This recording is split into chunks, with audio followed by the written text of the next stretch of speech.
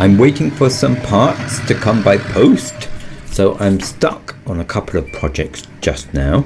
So I thought I'd show you what else I've been working on lately, in between sorting and delivering lots of lovely garlic, which is what I'm mostly doing. This is a design I came up with a few years ago now, featuring 13 of the animals that live here on our little farm.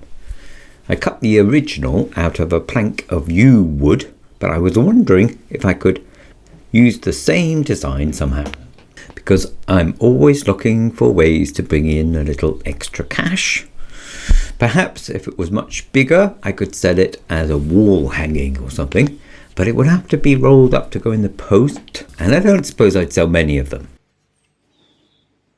It might work better, I was thinking, if it fitted into a little frame. Then maybe a craft shop would take it. So I cut the top off, keeping just the hen and the cockerel and the honeybee and the cat and the goose and the dog. But that didn't fit the frame very well either, so I spent a while adjusting it and adding a border until it did. And then I cut it out again with my laser cutter.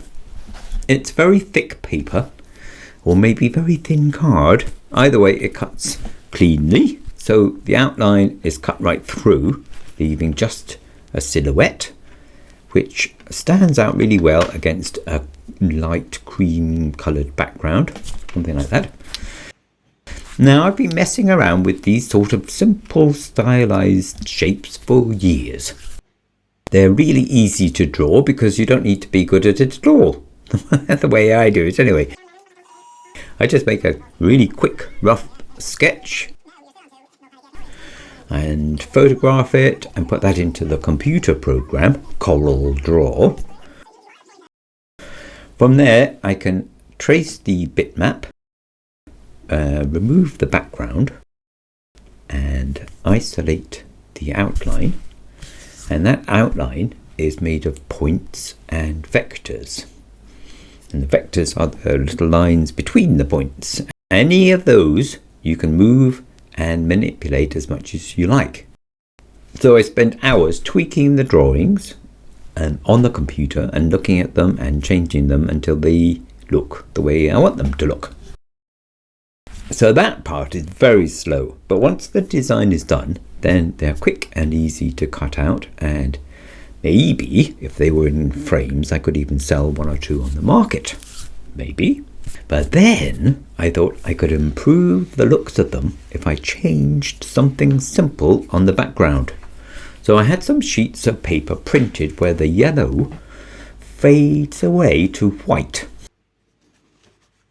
And I think that makes a big difference. Sorry, the camera is a bit misted up here, so perhaps you can't see that well, but the fading of the colour makes it a lot more interesting. Now they sort of look like a sunset, or at least that something subtle is happening.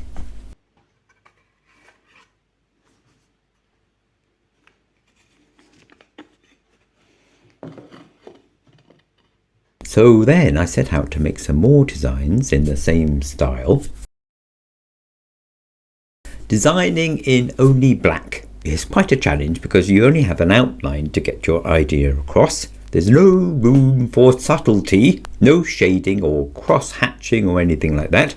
There's just a shape, which is fine for static profiles like houses and trees and fish or something, but it's more difficult to convey depth and movement.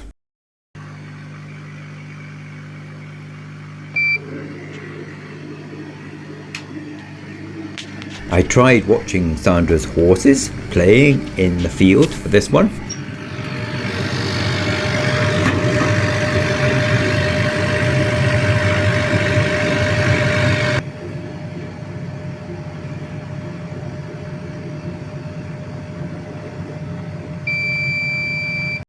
And this does sort of look the way they look, but in reality they move way too fast, so you can't actually draw them. So I have to make it up from memory.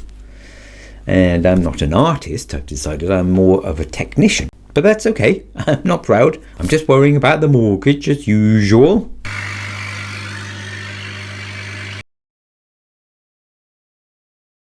Anyway, I'm not trying to do anything clever with these. I'm just trying to make something that is easily recognised and friendly, and I hope sellable. I don't know, perhaps you could call it folk art. Yeah, I'll call it folk art. Maybe I'm getting close with these. But then I thought perhaps I could improve them again if I added just a little touch of gold. Gold leaf, at least. And if you haven't tried gold leaf, then I'd say give it a go. You just need to put a little glue on the place where you want the gold leaf to stick. I'm using something called gilding paste from the art shop, but I bet spray mount would work too, or even glue stick.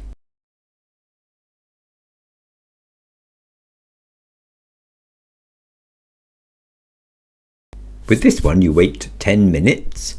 I think it's 10 minutes. The writing's very small and it's in French. And then you press the gold leaf onto the glue. Fiddly stuff this. It sticks to everything and it breaks easily and it blows around anywhere.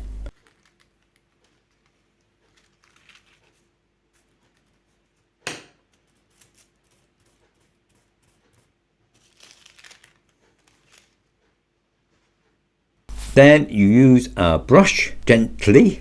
The brush breaks up and removes anything that isn't stuck down. So you're left with the shape that you made with the glue. Really easy, actually. I'm not sure all the designs need gold on them, but just a little on the apples here. Or a golden moon for the dog to bark at seems to lift the whole design. I'm telling myself that anyway.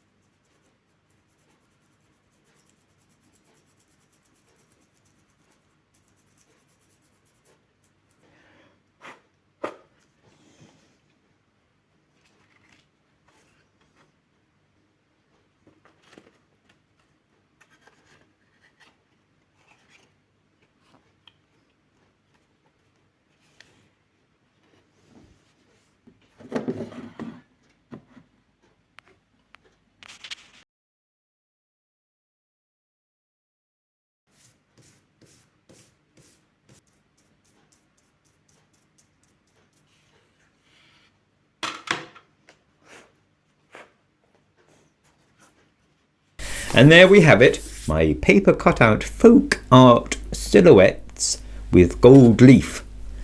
Sound delicious, don't they? Go on, give it a go yourself. I'd be really interested to see what you come up with.